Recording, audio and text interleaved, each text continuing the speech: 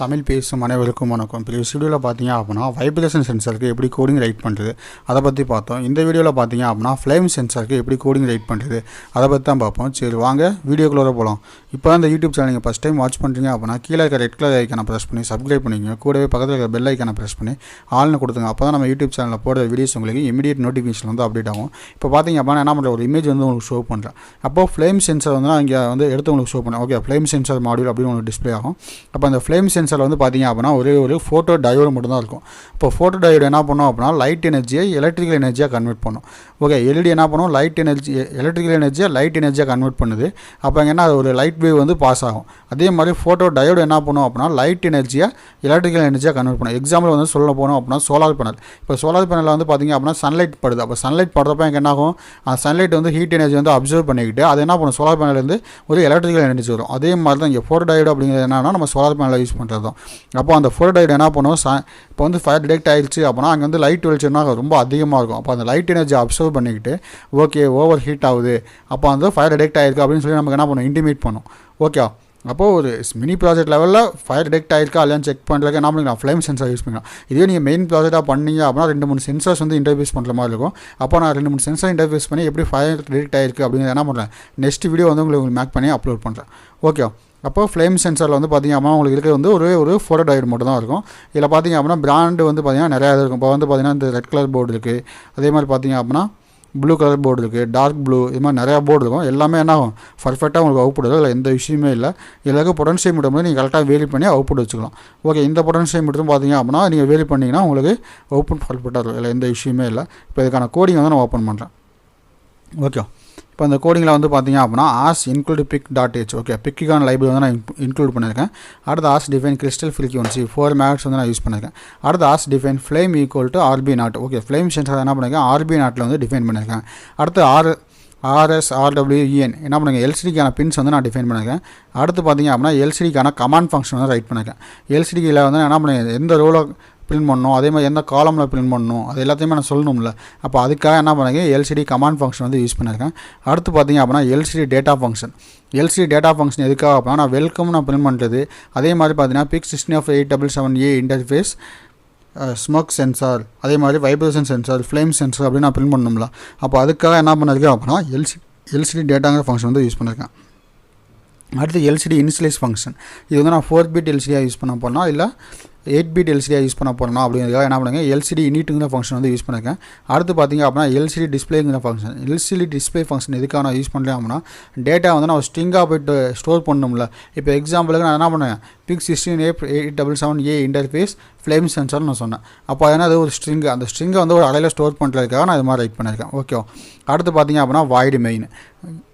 Okay, void மெயினில் என்ன பண்ணுங்க, பி போர்ட்டில் மட்டும் என்ன பண்ணுங்க, ஒரு பின்னை மட்டும் நான் இன்புட்டாக யூஸ் பண்ணியிருக்கேன். அடுத்து port B equal to 0x00, D equal to 0x00. Okay, நான் ஏன் D போர்ட்டை வந்து நான் அவுட்புட்டாக செட் பண்ணியிருக்கேன் அப்படின்னா எல்சிடி யூஸ் பண்ண போகிறேன். அப்போ நான் என்ன டேட்டா சென்ட் பண்ணுறேன் அப்படிங்கிறது நான் தான் கன்ஃபார்ம் பண்ண போகிறேன். அப்போ அதுக்காக தான் என்ன பண்ணியிருக்கேன், அந்த பின்னை வந்து எல்லாமே இனிஷியலாக அவுட்புட்டாக செட் பண்ணியிருக்கேன். அடுத்து எல்சிடி யூனிட். எல்சிடி யூனிட்டுங்க என்ன சொன்னால் நான் 8 பிட் எல்சிடி மோடா இல்லை 4 பிட் எல்சிடி மோடா அப்படிங்கிறதுக்காக நான் சொல்லியிருக்கேன். ஓகே, அந்த எல்சிடிக்கான கோடிங் லிங்க் என்ன பண்ணுறேன் அப்படின்னா கீழே டிஸ்கிரிப்ஷனில் கொடுக்குறேன். அந்த லிங்க்கை கிளிக் பண்ணி ஃபுல் எக்ஸ்ப்ளனேஷனோட என்ன பண்ணுங்க, எல்சிடிக்கான லைன்ஸ் வந்து வாட்ச் பண்ணுங்கள். அடுத்து __delay_MS 10 milliseconds. Okay, 10 milliseconds wait பண்ண சொல்லிட்டு நான் வந்து எல்சிடி இன்ஸ்டலேஸ் பண்ண சொல்லியிருக்கேன். அடுத்து LCD command 0x80 flame sensor interface PIC16F877A அப்படின்னு நான் போட்டிருக்கேன். ஓகே, அடுத்து வந்து பார்த்தீங்கன்னா for int G equal to 0, G less than 17, G++ அப்படின்னு போட்டு என்ன பண்ணுங்க, அந்த டேட்டாவை வந்து நான் ஷிஃப்ட் பண்ணியிருக்கேன். ஓகே, 0x18 யூஸ் பண்ணி நான் டேட்டாவை ஷிஃப்ட் பண்ணியிருக்கேன். அடுத்து பார்த்திங்க அப்படின்னா ஒரு 500 milliseconds வெயிட் பண்ண சொல்லிட்டு எல்சிடியை கிளியர் பண்ணிட்டு அடுத்து 0x80 ஃப்ளேம் ஈக்குவல் டு, இப்போது ஃப்ளேம் சென்சாரில் என்ன ரியல் டைம் வேல்யூ இருக்கோ அந்த வேல்யூ எடுத்து எனக்கு என்ன பண்ணேன், எல்சிடியில் பிரிண்ட் பண்ணணும்னு நான் சொல்லியிருக்கேன். வேறெல்லாம் எதுவுமே இல்லை. இப்போ இந்த கோடிங் வந்து நான் கம்பைல் பண்ணுறேன். கோடிங் கம்பைல் பண்ணுறப்போ நமக்கு எந்த இஷ்யூமே வராது. ஏன்னா கோடிங் ஏற்கனவே நான் கம்பைல் பண்ணது தான். பார்த்திங்க அப்படின்னா கோடிங் வந்து பில்டு சக்ஸஸ்ஃபுல்னு வந்துருச்சு. இப்போ இதுக்கான சிமுலேஷன் வந்து நான் ஓப்பன் பண்ணுறேன். இப்போ சிமுலேஷனில் வந்து பார்த்திங்க அப்படின்னா ரெட் கலருக்கு வந்து ஃபோட்டோ டயோடு. ஓகே, அப்போ அந்த ஃபோட்டோ டயோடு தான் எனக்கு ரிசீவ் ஆகும். ஓகே, இந்த சிமுலேஷனில் பார்த்திங்க அப்படின்னா ஒரு ஃபோட்டோ டயோடு தான் இருக்குது. ஓகே, அந்த ஃபோட்டோ டயோடு என்ன பண்ணுவோம், லைட் எனர்ஜியை எலக்ட்ரிக்கல் எனர்ஜியாக கன்வெர்ட் பண்ணிக்கும்.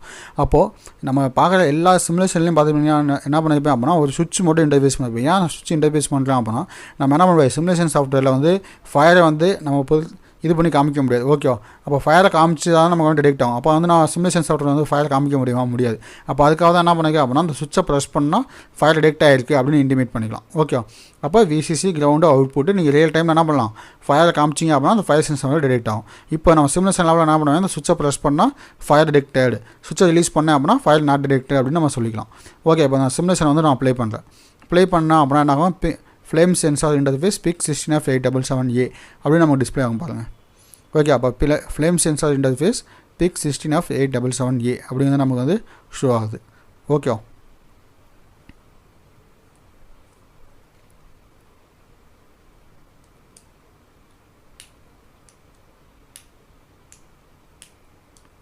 இப்போ PIC16F877A ஓகே கரெக்டாக நமக்கு பிரிண்ட் ஆயிடுச்சு. இப்போ ஃப்ளேம் ஈக்குவல் டு 1. அப்போ என்ன ஆகலை, ஃபயர் ஒன்றும் டிடெக்ட் ஆகலை.